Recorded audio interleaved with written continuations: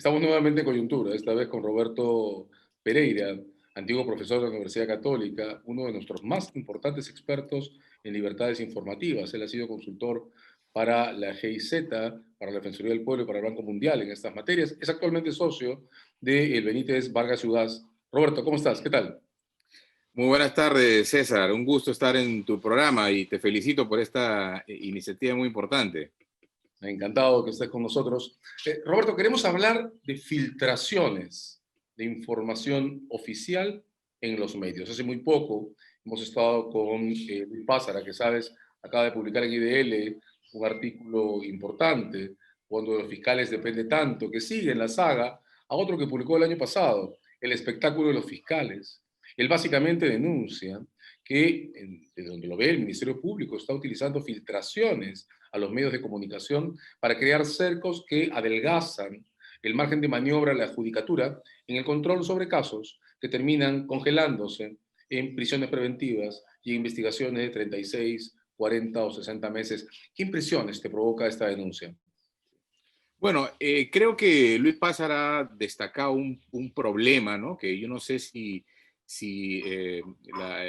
digamos, los actores del sistema de justicia, y me refiero a los actores en general, son muy conscientes, ¿no? De esto. Yo creo que la importancia del artículo está, entre otras cosas, en llamar la atención sobre este tema, que es un tema de suma gravedad, ¿no? En el manejo institucional de los casos, ¿no? Porque para empezar, la filtración siempre tiene un objetivo, ¿no?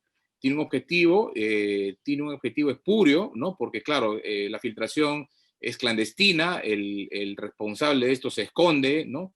Y filtra a los medios de comunicación con un propósito, y ese propósito es un propósito siempre que no está alineado con el interés público o el interés finalmente de la administración de justicia, ¿no? De ahí que las normas prohíban, ¿no?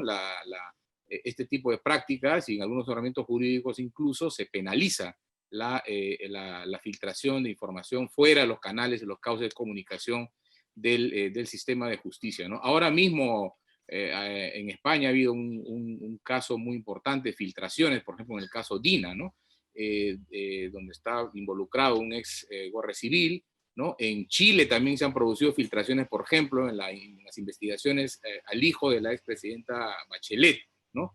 Y eso ha generado una serie de reacciones de la máxima instancia del Ministerio Público en esos países, ¿no? Entonces yo creo que es una práctica que hay que desterrarla, que hay que corregirla, ¿no? Porque hay que exigir que la comunicación institucional del Ministerio Público sea a través de canales que aseguren objetividad, imparcialidad y sobre todo no selectividad en la transmisión de información, ¿no?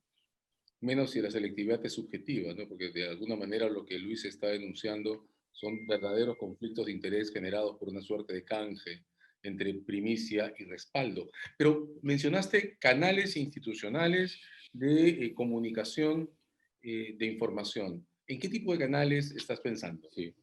Bueno, yo hace algún par de años, me parece, publiqué un artículo en el Diario del Comercio que titulaba Justicia ciega pero no opaca, ¿no?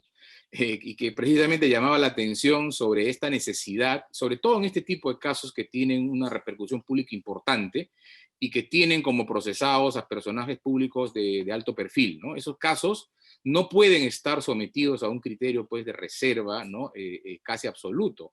Entonces, el Ministerio Público y el Poder Judicial deben establecer canales para comunicar los avances que se vayan produciendo en relación con la investigación y el procesamiento de esos casos. Estoy básicamente pensando en una vocería, ¿no?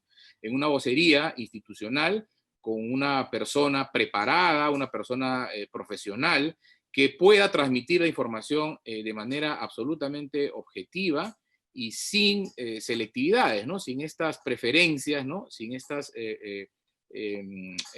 situaciones en las cuales se pueden plantear dudas acerca, pues, de la objetividad, ¿no? Con que se están tratando estos asuntos. Recordemos además que si bien las investigaciones fiscales y los procesos penales tienen niveles de reserva, también hay que llamar la atención de que la información que se produce en esas investigaciones y en los procesamientos es información de interés público, es decir, no es patrimonio de los fiscales ni es patrimonio de los jueces la información.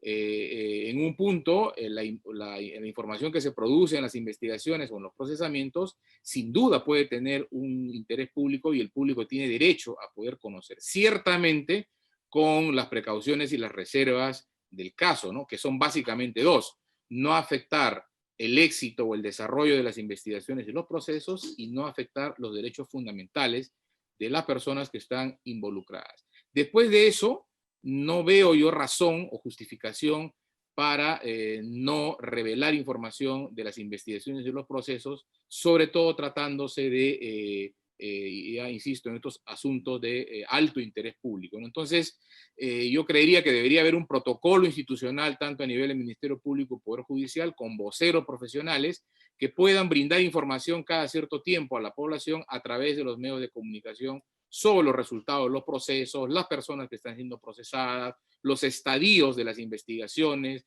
las medidas de coerción personal o real que se vayan tomando y los avances parciales. Siempre, insisto, cuidando estos dos aspectos, de no afectar el éxito de las investigaciones y no afectar los derechos de las personas involucradas, ¿no? Junto a las vocerías, ¿pensarías en protocolos basados en salas de conferencia y ruedas de prensa abiertas con acreditaciones previas? Sin duda, ¿no? Una cosa como esa podría implementarse, creo que sería una buena medida. Yo me acuerdo que en la época en la que se funcionó la Procuraduría, en los casos Fujimori y Montesinos, bueno, de la que tú integraste, había una práctica, ¿no? De salir cada cierto tiempo y dar cuenta de los avances que la Procuraduría iba obteniendo en las investigaciones y en los procesamientos. Creo que eso es una buena práctica, es una práctica que también se usa a nivel comparado, de brindar información cada cierto tiempo a medios de comunicación debidamente acreditados, ¿no? Para tener un control de la proporcionalidad, de la objetividad con la que se va proporcionando esta información. En tu enfoque, entonces, no hay una tensión dramática entre reserva y apertura, sino espacios posibles de equilibrio sobre la base de información que se ofrece periódicamente, combinando lo que no se dice con lo que se puede comenzar a decir. ¿Es así? ¿Estás tratando de buscar un punto de equilibrio entre ambos puntos de tensión? Exactamente, ¿no? Exactamente. Y sobre todo en casos de alto impacto público, porque lo otro es vivir una fantasía, ¿no? Una hipocresía institucional. Es decir, refugiarse en un concepto de reserva que en la práctica no es tal, porque hace agua por todos lados, ¿no? Hay filtraciones, ¿no? Comienza a haber un mercado de información, ¿no? Que es un poco lo que sugiere Luis Pázara, ¿no?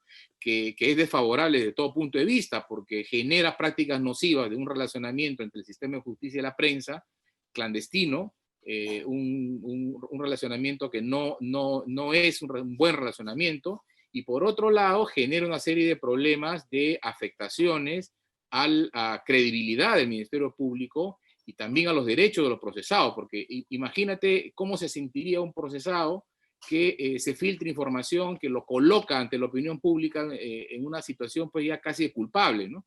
¿Qué confianza va a tener ese procesado de sentarse con el fiscal, ¿no? Para poder llevar adelante una investigación, ¿no? Sin duda eso afecta mucho la credibilidad necesaria que debe tener el fiscal, el Ministerio Público en general, de manera institucional, para poder conducir con objetividad estas investigaciones, porque recordemos que en nuestro modelo procesal el fiscal no solamente está para acopiar aquellos elementos incriminatorios, sino incluso los elementos de descargo. Pero claro, si se comienzan a filtrar información que solo desfavorecen a determinados procesados, imagínate, ¿no? ¿Qué credibilidad y qué confianza pueden tener los sujetos que están en una investigación, en un escenario? Y por otro lado, algo que también resalta Luis Pázara, que me parece importante, ¿no? El condicionamiento de los jueces, que son los encargados precisamente de corregir esta situación, ¿no? Se puede generar una suerte de juicio paralelo anticipado a nivel de opinión pública que le resulte imposible vencer a un juez, porque es un ser humano, ¿no? Y que pueda asumir un rol efectivamente garantista frente a eventuales exageraciones o excesos que se puedan dar a nivel de las investigaciones, ¿no? Entonces genera pues una serie de problemas, ¿no? Institucionales y de vigencia de derechos fundamentales que no es conveniente, ¿no? Por eso yo creo que más bien hay que sincerar esto e ir a lo que tú señalabas, un equilibrio, espacios en los cuales pueda preservar la reserva necesaria en el proceso, e insisto, reserva necesaria en el proceso, pero también satisfacer las demandas de información legítimas que tiene la opinión pública. Si te sigo bien, entonces hay un espacio desregulado que podría regularse dentro del Ministerio Público. Ya estamos pensando en una directiva que establezca un protocolo con vocerías, con espacios tipo salas de conferencia, procedimientos de acreditación de periodistas y ciclos periódicos de revelación. Al otro lado, un judicial que necesita reforzamiento en su autonomía, de modo que sea menos vulnerable a exposiciones mediáticas. Pero ¿encuentras alguna diferencia entre el modo en que debe comunicarse con la comunidad el Ministerio Público y el modo en que debe hacerlo el judicial? Mira, yo diría que la diferencia radicaría básicamente en la función que tienen ambos, ¿no? Creo que en el caso del nuevo modelo, el fiscal, digamos, tiene, bueno, un protagonismo muy importante y por lo tanto debe, o, digamos, en principio, tiene mayores deberes, ¿no? De sigilo respecto del tipo de información que se vaya a revelar, ¿no? Porque las investigaciones van produciendo mucha información y él tiene pues que cuidar, tener un especial cuidado en discriminar qué información no afecta el curso de las investigaciones o los derechos de los imputados. Creo que en el caso judicial, en su rol de control de la investigación, está menos expuesto, digamos, a estos eventuales riesgos, ¿no? Y ya a nivel de juicio oral es mucho menos posible, digamos, que se puedan generar problemas de afectación al éxito de los procesamientos como consecuencia de revelar información por la propia naturaleza de lo que se discute en las audiencias. Entonces creo que la diferencia estaría radicada en ese nivel, ¿no? En el nivel de cuánta información manejan y cuánta responsabilidad tienen en preservar estos dos elementos que mencionaba, ¿no? La posibilidad de no arriesgar el éxito de las investigaciones y preservar los derechos fundamentales, ¿no? Pero por lo demás, creo que los medios o los modos de hacerlo son muy similares, ¿no? Con vocerías, con protocolos y con convocatoria periódica a la prensa, ¿no? Solo que el mayor acceso que igual tendrá el Ministerio Público a los medios va a generar siempre una suerte de desbalance visual entre su imagen y la de jueces que entonces solo se comunican institucionalmente con la comunidad a través de juicios que demoran, comienza tarde o terminan en fracaso, ¿no? De modo que tenemos ahí un fuerte déficit en el reforzamiento de la institucionalidad. Pero pensemos en los ciudadanos.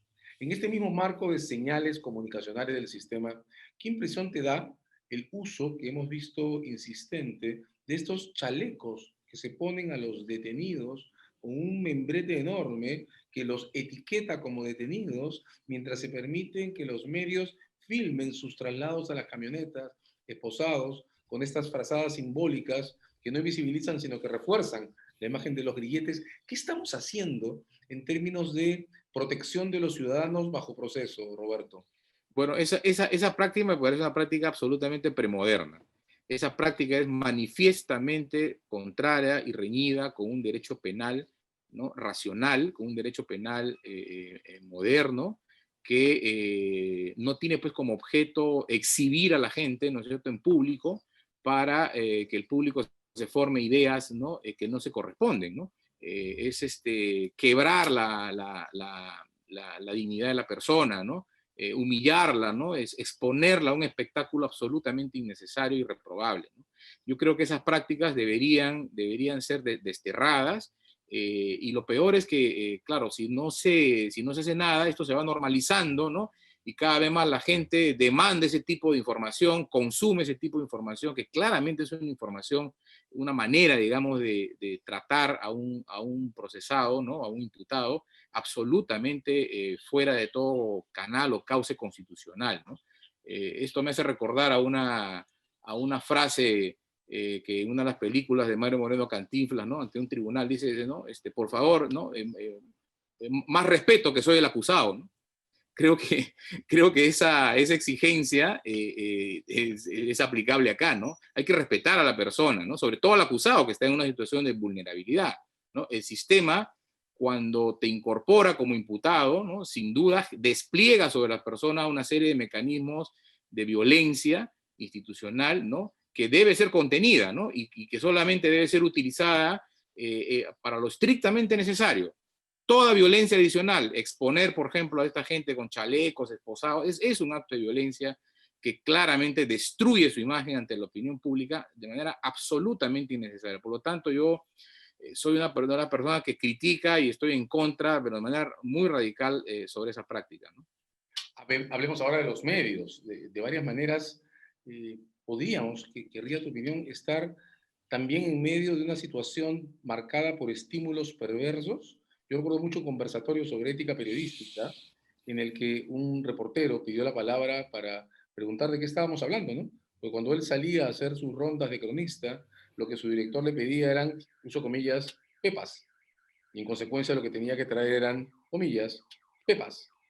Tenemos un problema de autocontrol, de estimulación perversa desde los medios de comunicación. Tenemos que hacer algo desde los medios también para contener el impacto de estas prácticas. Sí, yo creo que en general, ¿no? En general, digamos, la calidad, sobre todo el cuidado, ¿no? En la presentación de la noticia que tiene que ver con el sistema de justicia, es muy pobre, ¿no? Luis Pázara también se queja, ¿no? Esto que confunden jueces y fiscales. Bueno, eso no solo ocurre en los ciudadanos, ocurre en la prensa. A veces la prensa lo que hace es incentivar esa confusión, ¿no? Creo que hay una reflexión que hacer desde ese lado también, por ejemplo, en la utilización de filtraciones, ¿no? La utilización de filtraciones, si nosotros recordamos, digamos, los emblemáticos casos, ¿no? Del Watergate, ¿no? Y demás casos que han sucedido, siempre ha sido para luchar contra el poder, ¿no es cierto? Para que la prensa revele, ¿no? Situaciones de incorrección en el uso del poder, ¿no? Pero no para, digamos, estigmatizar a personas, presentarlas como culpables o para tratar de justificar ciertas prácticas o ciertas decisiones del ámbito de la justicia. Entonces yo creo que ahí hay un trabajo que corresponde a la prensa. Yo creo que la autorregulación debe ser un mecanismo que debe hacerse cargo de esto. No creo yo en las censuras del Estado o en las correcciones, digamos, del Estado. Creo que eso termina siendo a la larga mucho más perjudicial. Pero esto tiene que ver también pues con los propios medios, ¿no? Los propios medios ahora están en una crisis, ¿no? Esto no es novedad, ¿no? Y eso ha generado en general, ¿no? En el mundo y también en el Perú, una suerte de empobrecimiento de algunas prácticas periodísticas que deberían pasar por un mayor control, una mayor calidad en el manejo, en el manejo editorial de la noticia, ¿no? Yo me acuerdo mucho hace algunos años conversando con Alejo Miro Quesada, ¿no? Y él decía en una reunión en el Poder Judicial, precisamente hablando sobre la filtración o la publicación de contenidos de origen ilícito, ¿no? Que llegaban a los medios. Y lo que decía Alejo Miro Quesada era que, contrariamente a lo que se pensaba, llegaba mucho de ese material a los medios y sobre todo al diario que él dirigía.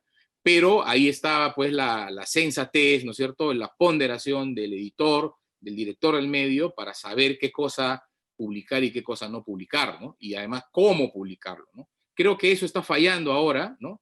Con estos casos y creo que efectivamente coincido contigo que debería esto merecer una reflexión desde los medios de comunicación, ¿no? ¿Tú crees que los códigos de ética periodística deberían, bueno, periodística entendiendo por ella todos los medios, escrita, prensa escrita, radial y televisiva, deberían calificar el etiquetamiento o la estigmatización como una infracción ética? Es muy difícil, ¿no? Es muy difícil, no, yo, digamos, tengo mucha cercanía con la actividad periodística desde mi experiencia profesional. No soy periodista, no he ejercido el periodismo, ¿no? Pero mi impresión es que es muy difícil, es muy difícil tipificar en primer lugar esto y en segundo lugar, cuando las cosas ocurren, establecer, ¿no? Si en un caso efectivamente hay una infracción ética o no, ¿no? Es muy complicado. Yo diría que lo que se debería más bien es promover es que esto esté en permanente reflexión por parte de los medios de comunicación. Ahora mismo se va a desarrollar, por ejemplo, la Conferencia Latinoamericana de Periodismo, el famoso Colpin, y uno de los temas que he visto que han incluido tiene que ver precisamente con la relación del periodismo con la justicia, ¿no? Sobre todo a raíz de algunos casos importantes. Hay un caso en Argentina, por ejemplo, que un juez ha incorporado, ha procesado a un periodista, ¿no? Por supuestamente haber favorecido actos de extorsión, ¿no? Entonces yo creo que sin duda, ¿no? Alguna pauta ética debería existir, pero yo creo que es más productivo que estas reflexiones se produzcan permanentemente dentro de los propios medios o en estos espacios donde los periodistas reflexionen en torno a estos problemas, ¿no? Un último tema, Roberto, ha habido una polémica larga sobre uno de los documentos más importantes de la historia de los casos Odebrecht, que fue declarado en reserva por mucho tiempo. La congresista Marta Chávez ha vuelto a activar su protesta por la no publicación del texto íntegro. Hablamos del acuerdo de los 614 millones de soles más intereses. ¿Qué reflexiones te provoca la conservación de un instrumento como ese en reserva? Bueno, eso es un tema sobre el cual yo he tenido mucha discusión y conversación con algunos amigos periodistas, ¿no? Sobre el tema. Mira, yo creo que ese tipo de documentos deberían precisamente ser trabajados en un protocolo del que hablábamos al principio, ¿no? Si se hubiese tenido, digamos, el tino, ¿no? De haber previsto esta situación y haber establecido un mecanismo de transmisión de información al público, ¿no? Muy creíble, suficiente, oportuno acerca del acuerdo, no tendríamos este tipo de demandas, estas exigencias, puede revelar ese acuerdo tal cual, ¿no? Creo que hubiéramos contenido estas propuestas radicales de revelar ese acuerdo en su totalidad. Me parece que por el estadio en el que se encuentra este acuerdo, que todavía, digamos, va a ser usado en juicio oral, ¿no? Por lo tanto, ahí habría información que sin duda amerita que sea reservada, es decir, que no sea de conocimiento público. Pero creo que en general mucha de esa información podría ser transmitida, si no revelar el documento como tal, pero sí la información podría ser transmitida tanto por el fiscal, la fiscalía, lo que le toca a la Procuraduría, en fin, debería establecerse un sistema, ¿no? También de comunicación de este tipo de acuerdos que involucran a una serie de instituciones de la Administración de Justicia. No creo que el acuerdo deba mantenerse en absoluta reserva. No creo que tenga también que estar en una situación de filtraciones por partes de este acuerdo. Debería haber un canal institucional desde el sistema de justicia que comunique adecuadamente la naturaleza del acuerdo, cuáles son sus principales características, los beneficios que se han obtenido hasta el momento, ¿no? Preservando, insisto, aquella información que por su naturaleza debe mantenerse en reserva porque sin duda podría ser usada en los juicios orales o en lo que queda de algunas investigaciones, ¿no? Entonces no creo una reserva absoluta de este tipo de documentos. Creo yo que, insisto, debería estar sometido también a este espacio de equilibrio entre la reserva necesaria y la necesidad de publicitar esa información que es una información de alto interés público, ¿no?